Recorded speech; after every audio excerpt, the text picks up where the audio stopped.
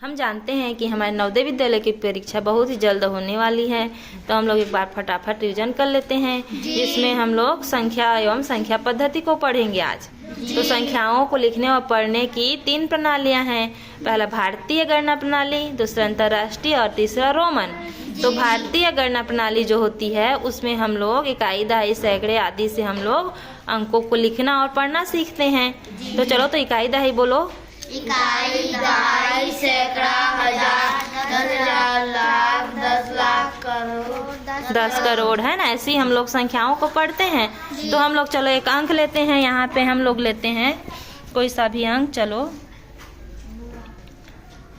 5, 4, 3, 2, 1 ऐसी ले लेते हैं। ठीक, तो इकाई, दहाई, सैकड़ा, हजार, 10,000, तो क्या होगा ये 54,321। मान लो परीक्षा में शब्दों में लिखो करके आएगा तो 54,321, फिर उसमें आप लोग टिक लगा दोगे।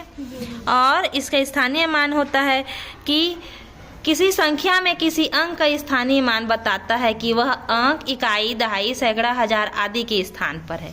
तो 3 का चलो स्थानीय मान देखते हैं। 3 का क्या हो जाएगा? 300 हो जाएगा। ये सैकड़ा में है इसलिए 300 हो जाएगा। और एक होता है अंकीय मान। अंकीय मान या जातीय मान वो होता है कि वो खुद का मान, वो अंक किसी भी जगह में रहे वो वही अंक रहता है, तो ये हो जाता है अंकीय मान, है ना। जैसे 3 का अंकीय मान यहाँ पे 3 ही है। तो परीक्षा में ऐसे क्वेश्चन देखने को मिलते हैं कि अमुक संख्या का स्थानीय मान और जातीय मान का अंतर बताओ। तो मान लो तुम्हारी संख्या 3 पूछा गया है, तो 3 का स्थानीय मान क्या हो जाएगा? 300, और अंकीय मान हो जाएगा 3। तो इनमें घटा दो चलो, तो शून्य में 3 नहीं जाएगा तो यहाँ पे लेने जाएगा। इसके पास भी नहीं है तो यहाँ आएगा, तो ये 10 दे देगा, फिर ये 1 दे देगा, तो ये 9 और ये 10। 10 में 3 जाएगा तो 7, और ये 9 और ये 2। तो इस तरह से दोनों का मान, दोनों के अंतर क्या होंगे? 297। तो इसको आप लोग टिक लगा देना वहाँ पे ऑप्शन में देख के, ठीक, भूलना नहीं है। ठीक, आगे क्या देखेंगे हम लोग? पूर्ववर्ती संख्या या परवर्ती संख्या। तो पूर्ववर्ती संख्या क्या होती है? किसी संख्या से एक कम होता है पूर्ववर्ती संख्या, और परवर्ती संख्या किसी संख्या से एक ज़्यादा होती हैं। तो चलो हम यहाँ पे एक संख्या लेते हैं 115। तो 115 का पूर्ववर्ती संख्या निकालने के लिए हम उसमें 1 घटा देंगे, तो क्या हो जाएगा? 114। तो यह 115 का पूर्ववर्ती संख्या है। और परवर्ती संख्या, तो 114 का परवर्ती संख्या हमको निकालना है, तो हम उसमें क्या जोड़ेंगे?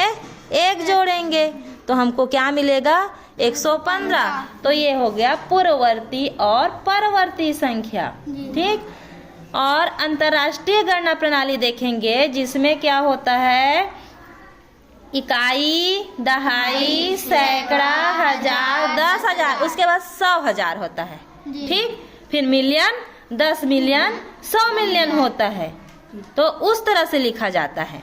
ठीक, और रोमन में क्या होता है? रोमन में देखो यहाँ पे 1 को आई, 2 को डबल आई, 3 को बताते जाओ, हाँ, 4 को आई भी, 5 को भी, 6 को भी आई, 7 को भी डबल आई, 8 को भी डबल आई। हाँ, तो सुनो, इसको आप लोग जानते हो, बना लिए हो।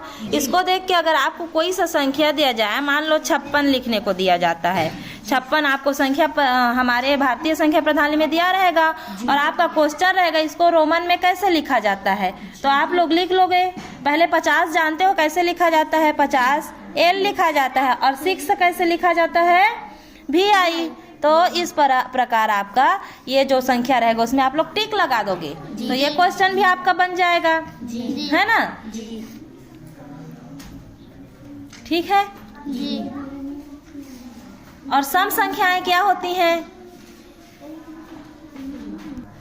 सम संख्याएं और विषम संख्याएं। तो जो संख्याएं जो 2 से भाग चली जाएंगी वो सम संख्याएं हैं, और जो नहीं जाती हैं वो विषम संख्याएं हैं। तो इस प्रकार आप लोग गिनती लिख के उसमें सम और विषम संख्याएं ढूंढ सकते हो। ठीक है। और भाज्य और अभाज्य संख्याएं क्या होती हैं? भाज्य संख्याएं वो होती हैं जिसमें जो एक के अतिरिक्त कम से कम एक और संख्या से विभाजित हो और स्वयं से भी विभाजित हो, मतलब उसके एक और स्वयं के अतिरिक्त और गुणनखंड हो। ठीक है। और अभाज्य संख्याएं जिनकी एक के अतिरिक्त और स्वयं के अतिरिक्त और गुणनखंड ना हो।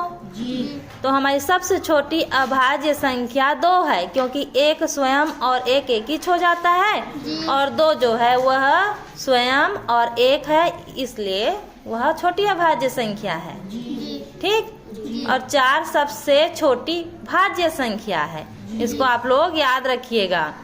और अच्छे से सारे क्वेश्चन उदाहरणों के साथ अभी बना के दिखाइए।